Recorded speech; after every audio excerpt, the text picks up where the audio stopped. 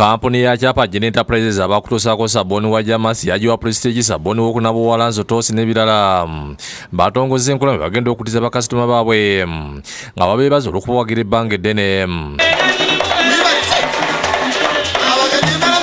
Gano ge maka gaffe abamu badde temugamanyi naye officially katwala omukisa guno nga bwe tulonkinga wangula tukutuku officially mugamanyi.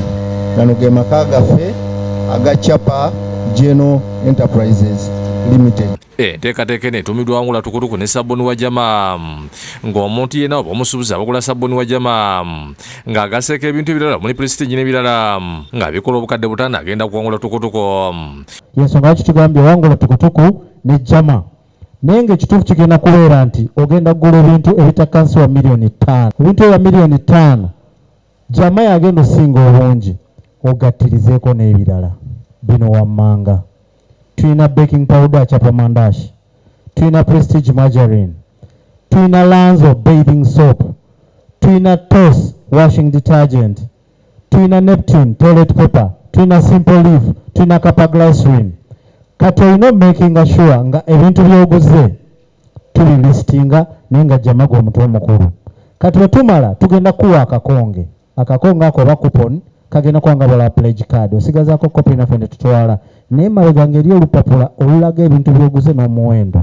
Omukolo bagutongoleza bwayise awatuukira ebintu bino Supreme of Sheikh Muhammad Galabuzi nga yabadde omugenyi omukulu azibya bakampuni ya Chapa olweyo kye bakoze okutiza ku bakasitoma baabwe abawagidde ebbanga eddene. Ate bamazeemu ekigo okuddiza ku baagenti abanene tukutuku eyo obunno bukadde buli mu 10 temulabaawo nanyi wala tukutuku walabanga eya layisi edda zaalinga za layisi naye wano balaawo bukadde 20 buli awo na kakumi kali awo nakano kakumi akati gwe kinaaba gy'oli bw'obanga oguze ebintu byo n'obiwa agenti omulungi n'okafuna kiba kitegeeza nti bizinesi yo ojja kuba ogasseeko aye n'obulamu ojja kuba obugasseeko. Haji Rashid Senyonga yenanyini kampuni n'agambye nti bakasitoma bamaze ebbanga ddene nga bakozesa ebintu bya Chapa Gen Enterprises era nabo kwe kusalawo babaddize nga bateerawo omukisa ogw'okuwangula tukutuku. Ekirabo tekiba kinene naye omutima ogukikuwadde kye kisinga obukulu. Akalabo kano anaakawangula si kanene nnyo naye kajja muyambako n'okulaga ekifaananyi nti tuli ffenna n'abo be tutambula nabo. Haji Yasin Kazibu nga ekitunzibwa kampuni nalambuludde enteekateeka eno bwegenda okutambula bwatyo n'asaba abasuubuzi okujettanira bewangulire tokotoko.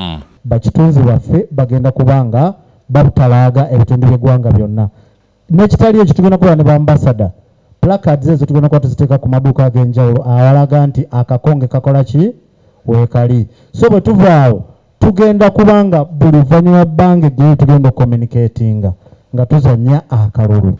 David Tamale yakusakidde Gulin ku Lwabukere TV. Ezigenda okubanga ziwa